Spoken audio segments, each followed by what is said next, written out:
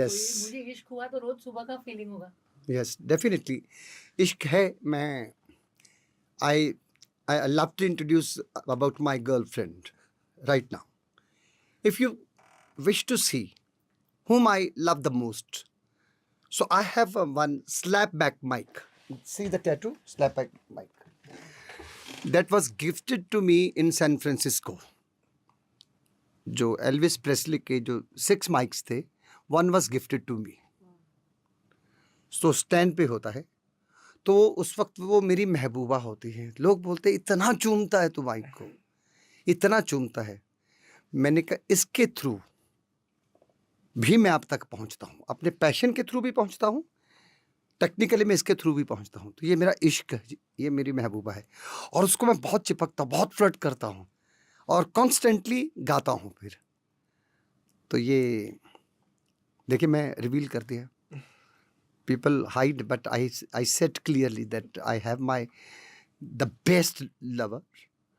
सो उसके साथ ही मेरे को इश्क है जो मेरे पैशन को टेक्निकली जो है वो रंग लाता है और स्टूडियो में भी, इनसाइड स्टूडियो में भी. सो इस शायद मैं नहीं कहूँगा कि आपने उसे कैप्चर किया होगा मोमेंट को. तो पहले आके हम जैसे कहते हैं इबादत करते हैं, सजदा करते हैं, प्रार्थना करते हैं.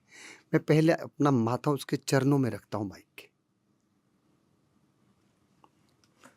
और लेट के साष्टांग प्रणाम बोलते हैं ना, वैसे मुझे अदब अच्छा लगता है इन चीज़ों का. तो वो उनको भी फिर मेरे पे थोड़ा तो तरस आता ही है. अच्छा बेटा चल गा ले. ये गाने में आपको क्या अच्छा लगा? In between, my dear friend, you know what happened in since last 5 years, because of I'm blessed with such kind of voice जो मोटिवेट भी करती है. तो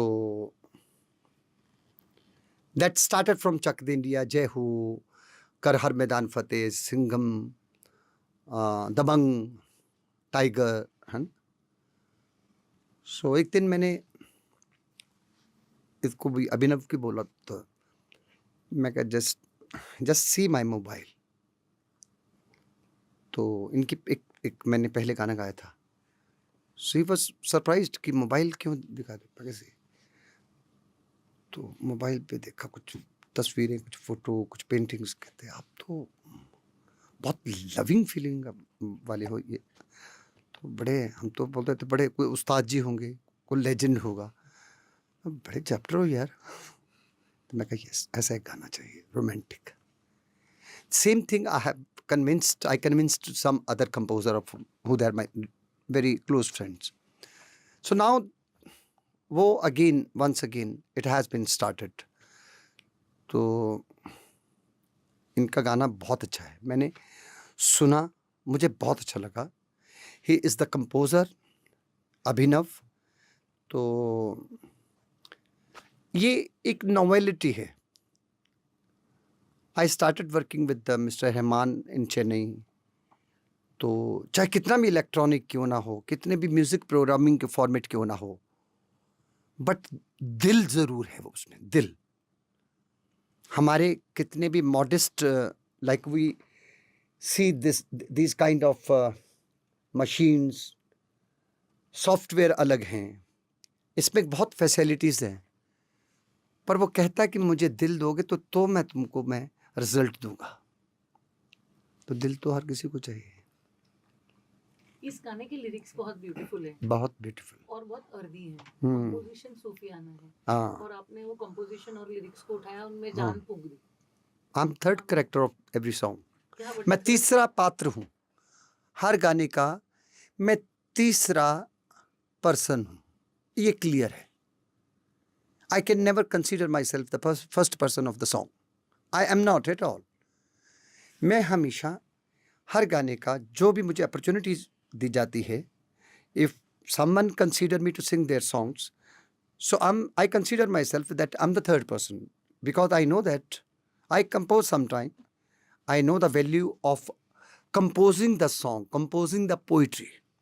I know एक शायर कैसे तसव्वुर करता है, इमेजिन करता है, कैसे शब्दों को लिखता है, फिर डायरेक्टर के सामने, फिर डायरेक्टर उनको कुछ चेंजेस भी करने को बोलता है या क्विकली भी एक्सेप्ट किया जाता है या पहले से नरेशन दे रखी होती है, फिर म्यूज़िक डायरेक्टर उसको कंपोज करता है, फिर कुछ सुजेशंस आती, ओपन सुजेशंस, उसमें एक्सेप्टेंस होनी ज़रूरी होती है और करती हमारी फिल्म इंडस्ट्री में पैटर्न है, चेंजेस होते हैं।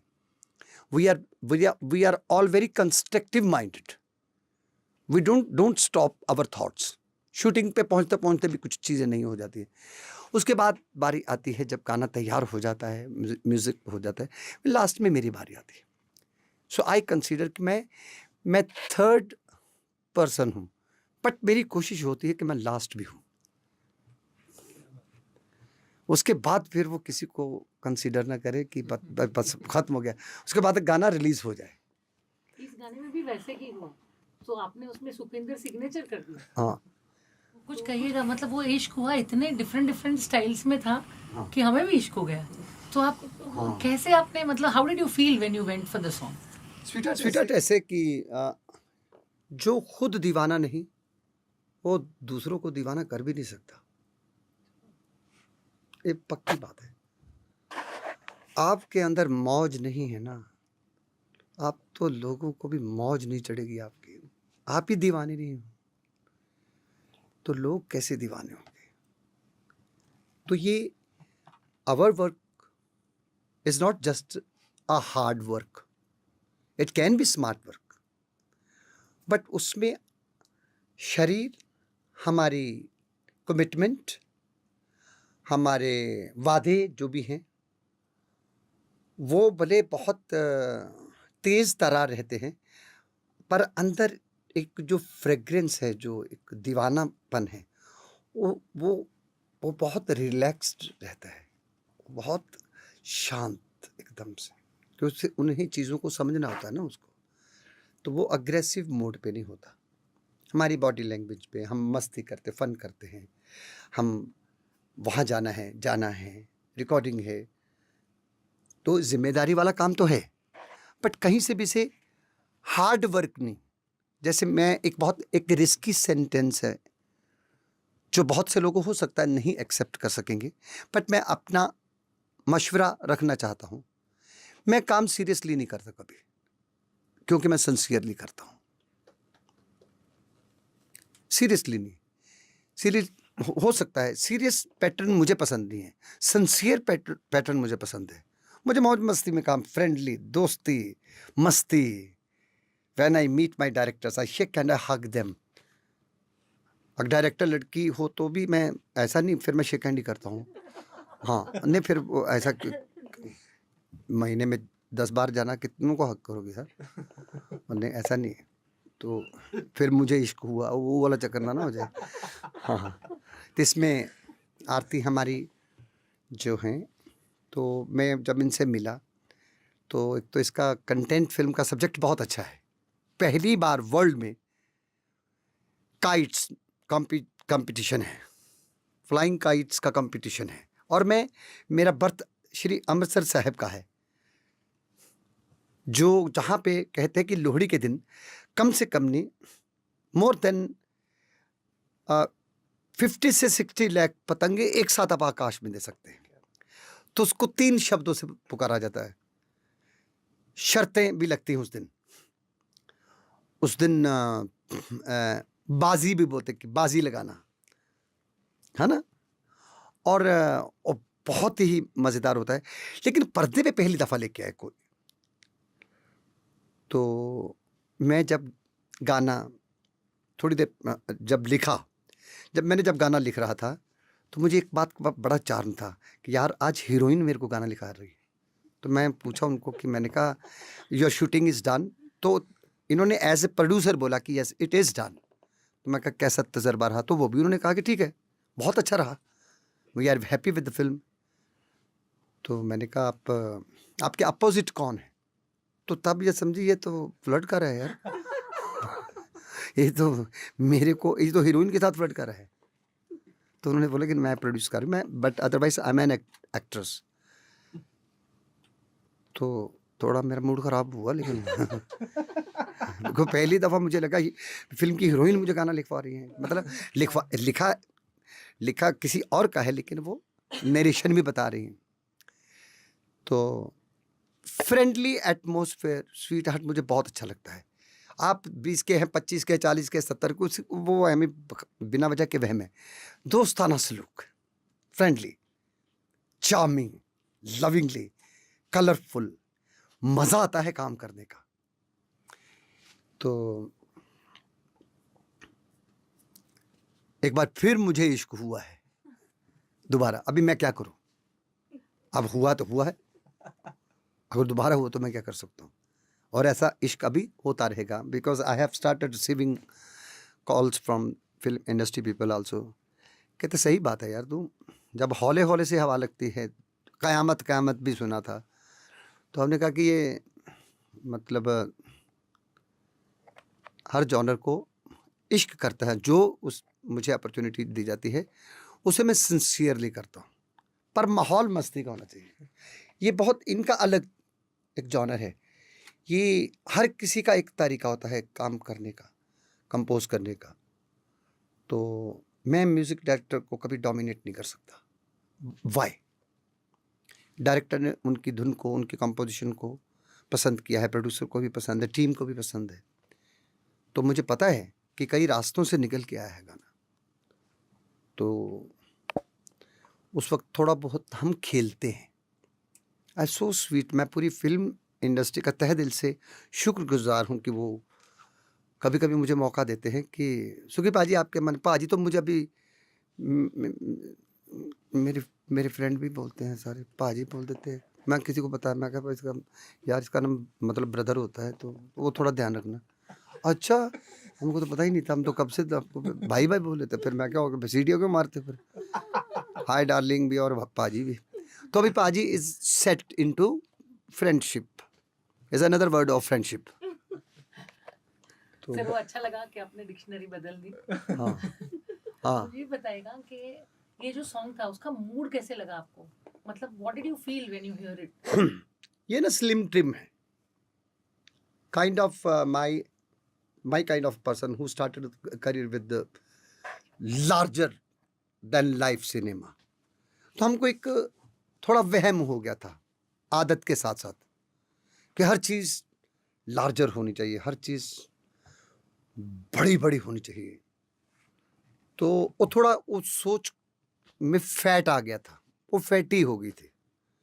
यानी माइंड में एक ये नहीं रहा कि एक ऐसा भी मिजाज होता है कि जो हल्का सा छोटा सा एक फूल देखा होगा आपने बागीचे में, कितने रंग होते हैं, अट्रैक्ट कर लेता है, अट्रैक्ट कर लेता है। तो छोटा सा पंखुड़ी के जितना होता है, वो लगे होते हैं ना बागीचे में, तो वो अट्रैक्ट कर लेता है। ऐसा लगता है कि कोई सुबह सुबह या रात को रात भर बैठ के उस पर पेंटिंग करके गया है। 70 किस्म के रंग होते उतने से ही फूल में। तो इनका जो स्टाइल है अभिनव का, वो ऐसा है कि जैसे आंख बंद करके सुई में धागा डालना। तो उसको भी एक्सेप्ट करना होता है, उसमें रमना होता है।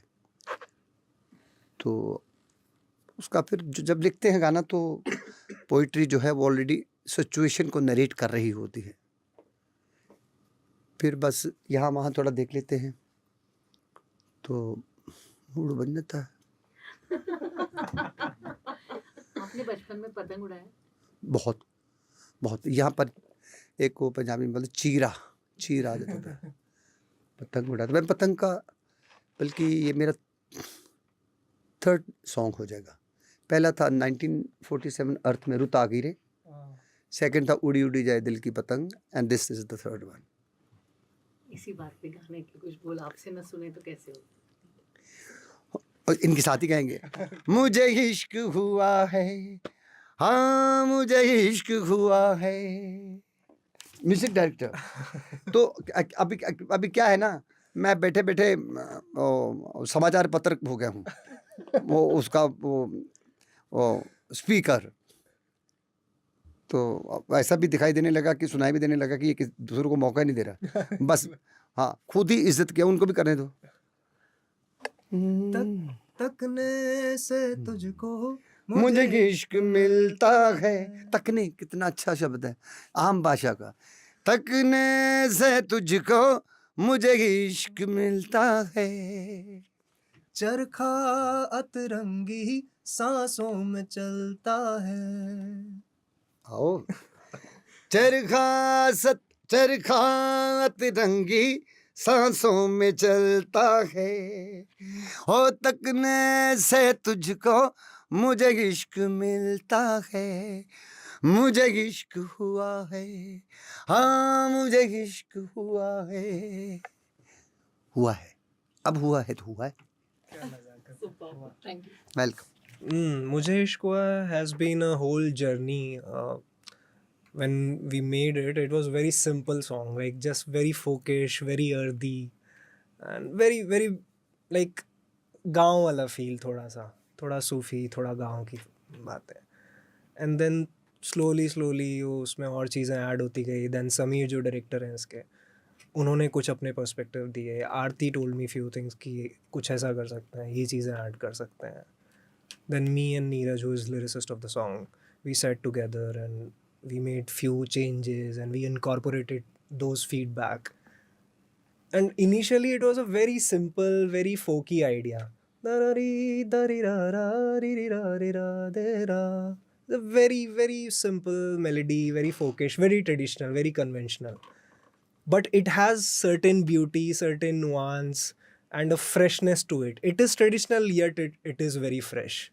So when the hook line comes, it becomes really like flourishing and everything is blossoming and everything. So it has that feel. And What it was is the inspiration for this song? यार inspiration में ना बस वही कि गांव का लड़का है, थोड़ा उसमें पिंड है और थोड़ा वो नए शहर की एक बड़े शहर की एक वो नया उसने वो क्या चोला जो है उसने ओढ़ा है, तो थोड़ा गांव और थोड़ा बड़ा शहर उसके बीच का जो एक कॉम्बिनेशन है वो I think that was the primary idea for the song.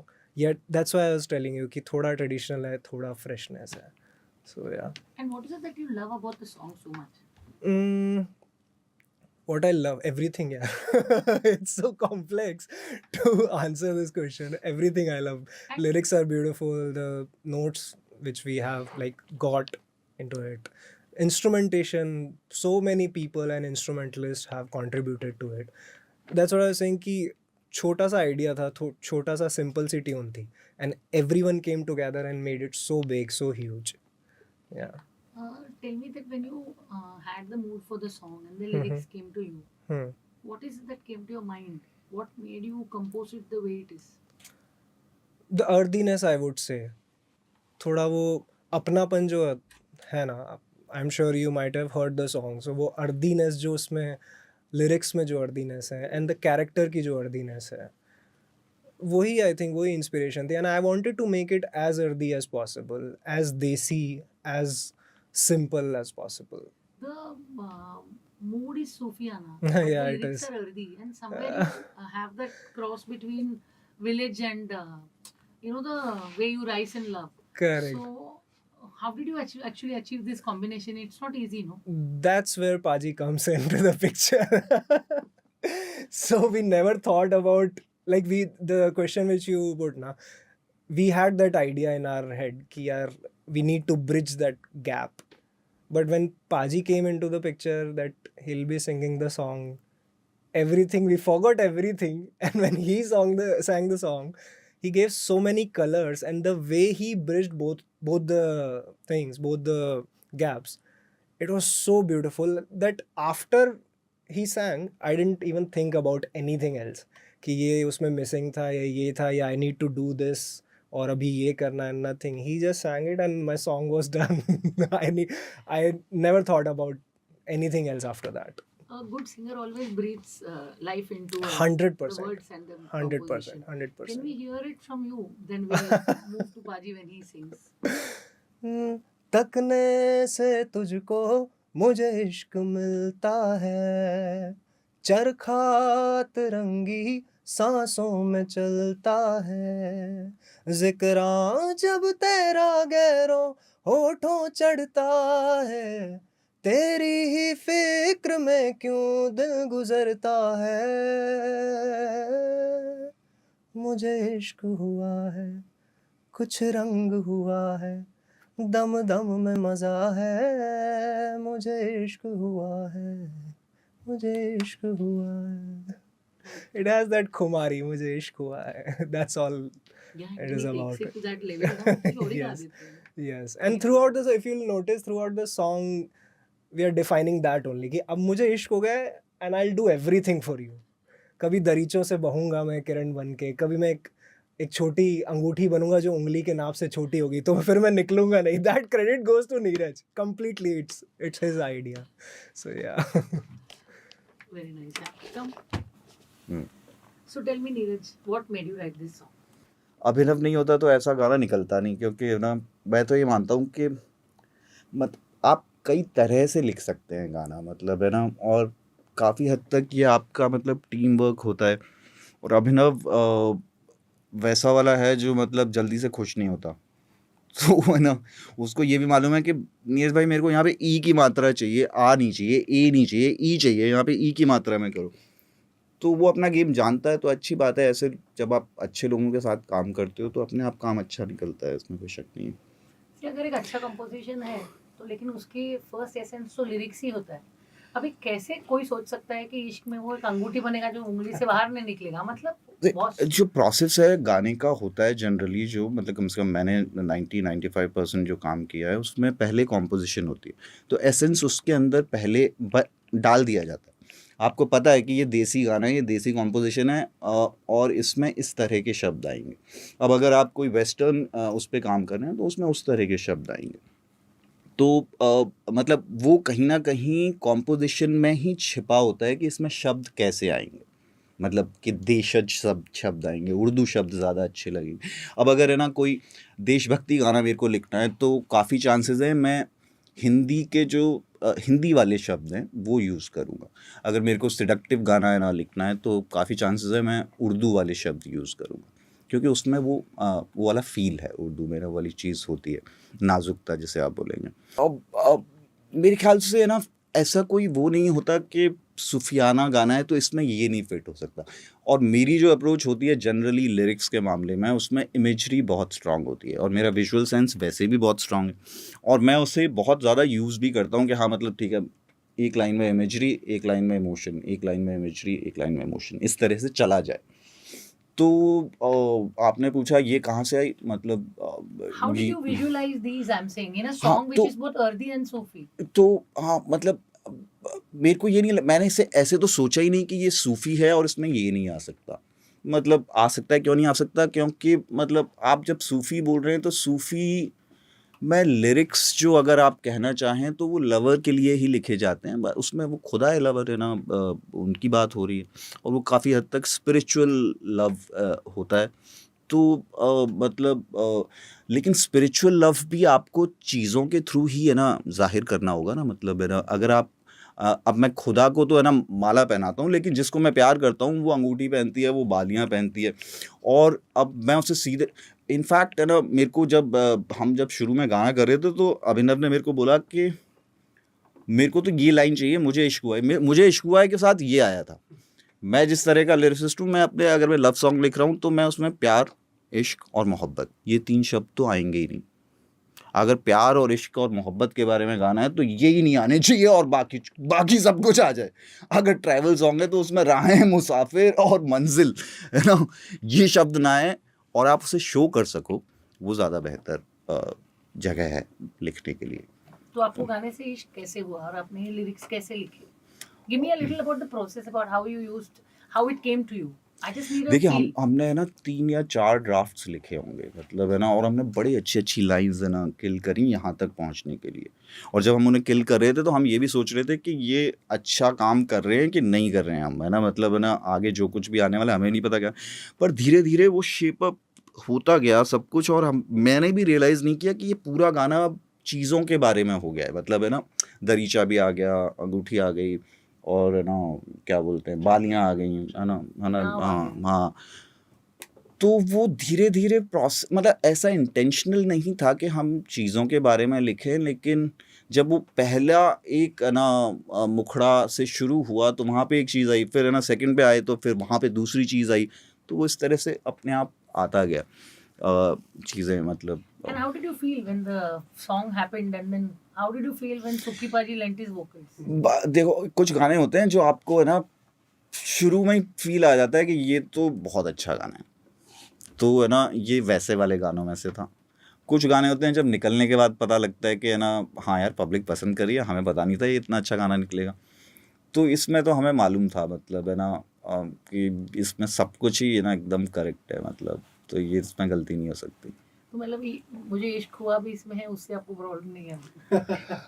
अब नहीं है क्योंकि फिर मेरा जो प्रोसेस होता है उसके अंदर ठीक है मतलब बॉलीवुड वगैरह में कमर्शियल राइटिंग और कमर्शियल है ना चीज़ें सिंपल है ना भाषा में बात, हम लोग है ना आइडिया ढूंढ रहे होते हैं और मैं एडवर्टाइजिंग के बैकग्राउंड वाला आदमी हूँ, तो है ना मैं इतना सिंपल लाइन जल्दी से है ना एक्सेप्ट नहीं करूँगा जब तक कि उसमें कोई आइडिया ना हो। तो आपने बोला फिर कैसे हुआ, तो फिर ये हुआ कि बाकी सारी लाइंस मैंने कॉम्प्लिकेट कर दी और एक सिंपल लाइन रखी, मैंने ठीक है यही रहेगी तो मैं ये चाहिए ये ले लो, लेकिन है ना बाकी लाइंस में को हमने कारीगरी करी उसमें। Which one do you like among your own lines? अंगूठी के तेरे नाप से छोटी मैं अंगूठी बनूं, one of the best, fresh भी है इमेजरी उसमें। बाकी चीज़ों में फिर भी है ना है मेरे को अब भी लगता है कि हम और चीज़ें है ना ढूंढ सकते थे और है ना उसको कुछ कर सकते थे। Do you also sing? हाँ मैं है So ना can you in- please sing the Angoothi line for me? तेरे नाप से छोटी मैं अंगूठी एक बनूं, अटकूं ना ना ना ना ना ना ना ना ना ना ना ना सॉरी मैं कॉन्शियस हो रहा हूँ। Lyricist बदल गया। Because I sang it so many times and I dubbed so many times and then wrote it so many times that I have these lyrics by me. Go again with this lines. Because you said अटकू ना। तेरे नाप से छोटी मैं अरे, अंगूठी बनूं, अटकूं मैं तेरे निकलूं। नाप से छोटी मैं अंगूठी एक बनूं, अटकूंगा निकलूं ना उंगली में।